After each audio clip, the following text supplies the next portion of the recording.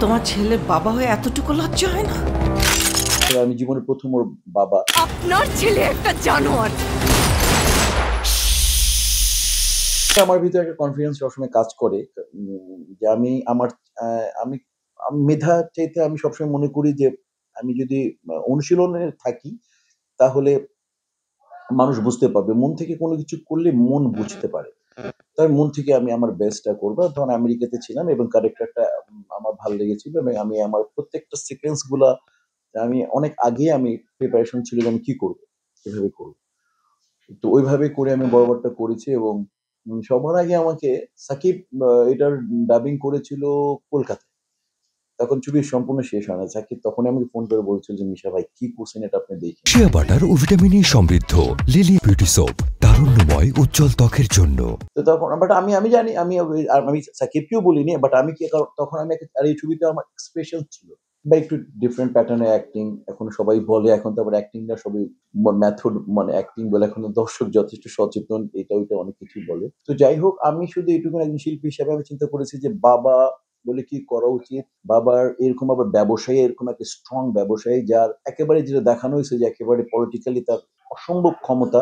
আর ওই ছবির মধ্যে যেটা সাব্যস্ত ছিল যে আসলে পাপ কাউকে ছাড়ে না। ওই জায়গাটাই ছবির মূল বিষয়। এবং আমি লাস্টে যে একটা আমাদের যে সমাজে যে মানুষের যেই পার্থিব জগৎকে মানে হাসিল করতে গিয়ে বা আমাদের এই পৃথিবীর জিনিসটাকে হাসিল করতে গিয়ে আমাদের নৈতিকতা নষ্ট হয়ে যায়, ব্যক্তিত্ব নষ্ট হয়ে যায়।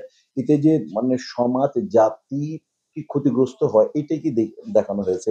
আর ইনসাফে ছিল আমার ছবিটা একটু হালকা কমেডি প্লাস যে আমি শাহীন, সুশীল শাহীন, বাসা নিকেতন।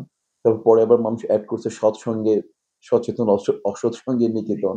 আসলে এটা ওই পরিচালকটা সঞ্জয় সমাজদার ওকে আমার খুব ভাল লাগে। আমি যখন নাটক দেখতাম ওটিটিতে ওর কাজগুলো ফ্রেম গুলো ফিল্মি হয়। ও ভালো একটা চেষ্টা করেছে। একটা মৌলিক ছবি কমার্শিয়ালি প্রেজেন্ট করার চেষ্টা করেছে। ওখানে কিংবদন্তি এই প্রজন্মের দারুণ শিল্পী ছিল।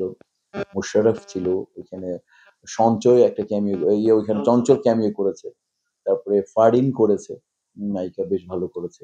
আর আমার খুবই পছন্দের আর্টিস্ট ছবির শরীফুল রাজ। আমি ওকে খুবই পছন্দ করি। অসম্ভব ট্যালেন্টেড আর্টিস্ট। আরো অনেকে ছিল, ডন ছিল, ফজলুর রহমান বাবু ভাই ছিলেন। তো ওই ছবিটাও আমার মনে হয় আমার ক্যারেক্টারটা এন্টারটেইনিং ছিল। আমি চেষ্টা করেছি যতটুকু আমার মানে ক্ষমতা আছে। বা যতটুকু আমার লিমিট আছে আমি অতটুকু করার। তবে আমি আশা করব এই ছবিটার সাফল্য যাতে মানে ডিরেক্টর সঞ্জয় আরো বেশি কাজ করুক। সঞ্জয়ের ভিতরে পরিপূর্ণ কমার্শিয়াল ছবির যে সমস্ত মানে একটা ডাইরেক্টরের থাকা উচিত আ সবগুলোই আমি সঞ্জয় সমাজদারের মধ্যে পেয়েছি। আমি আশা করব যে সঞ্জয় সমাজদার আসলে আস্তে করে নিজেকে মেলে ধরবে এবং একটা শক্ত অবস্থান নিয়ে নিবে খুব তাড়াতাড়ি। আমি আগামী ২৫ তারিখ থেকে কাজ করব বুদিরন খোকনের তছনছ। আর আমি ১৭ তারিখ থেকে অক্টোবরে কাজ করব মেহেদী হাসান হৃদয়ের উম আ বিদায়। আর আমি মেহেদী হাসান হৃদয়ের আবার ডিসেম্বর ১ তারিখ থেকে কাজ করব রাক্ষস। আর ২ টো ছবি আমাকে করতে হবে। একটা হচ্ছে দেবাশীষ বিশ্বাসের 'তুমি যেখানে আমি সেখানে' এটা অর্ধেক করা ছিল। ওটা শেষ করব। আর ইকবাল মামা পরিচালিত 'বিট্রে' এই ছবিটা শেষ করব। এই ৫ টা ছবি আমাকে এই ডিসেম্বরের মধ্যে শেষ করতে হবে। লিলি বিউটি সোপ, যার অ্যান্টি এজিং গুণ তারুণ্য ধরে রেখে ত্বককে করে উজ্জ্বল, তারুণ্যময় উজ্জ্বল ত্বক।